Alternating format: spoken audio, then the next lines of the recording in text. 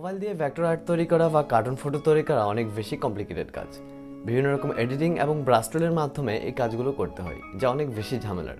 ইউটিউবে নিয়ে অনেক টিউটোরিয়াল রয়েছে, কিন্তু আজকের এই ভিডিওতে আমি আপনাদের সাথে শেয়ার করব কিভাবে একটি অ্যাপ ব্যবহারের মাধ্যমে একদম সিম্পল ওয়েতে আপনি এই কাজগুলো করতে পারেন।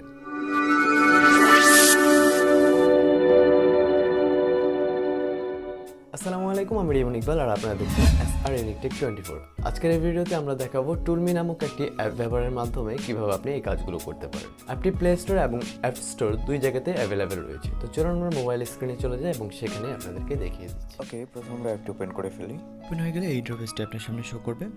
তো আপনারা এখান থেকে আপনার পছন্দ মতো যে পিকচারটি পছন্দ হয় সেটি আপনারা এখান থেকে সিলেক্ট করে নিতে পারবেন। তো আমরা এখন এই পিকচারটি সিলেক্ট করে দিচ্ছি। দেন এখানে পারমিশন চাইবে আপনার গ্যালারির, সেখান থেকে অ্যালাউ করে দেবেন।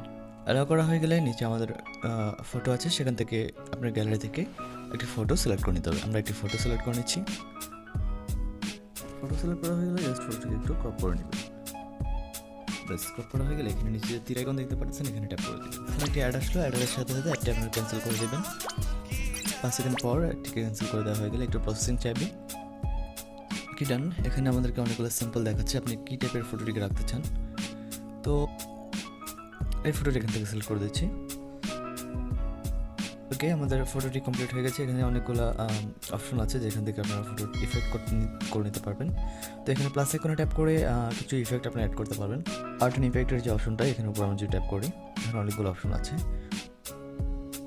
সো দেখতে পাচ্ছেন এই টাইপের আরও অনেকগুলো কালার আছে যেটা আপনি আপনার ফটোতে ক্রিয়েট করে নিতে পারেন। ইফেক্টস এখানে আছে, আপনারা চাইলে এখান থেকে সিলেক্ট করে আপনারা ফটোটিকে আরও বেশি অ্যাট্রাকটিভ লুকিং করে নিতে পারেন।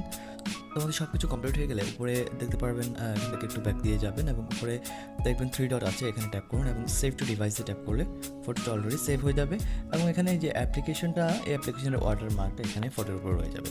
তো যেহেতু ওয়াটারমার্ক অনেক সময় থাকলে ফটোর অর্থাৎ মানটা একটু নষ্ট হয়ে যায়, সেজন্য আমরা কী করবো, ব্যাকে যাব এবং ব্যাকে গেলে দেখতে পারবেন কোনো ওয়াটারমার্ক নেই। এখান থেকে জাস্ট আপনার ফটোর স্ক্রিনশটটা নিয়ে নেবেন। স্ক্রিনশট নেওয়া হয়ে গেলে ফটোর উপরে ট্যাপ করে জাস্ট ফটোটি আপনার মন মতো করে ক্রপ করে নেবেন।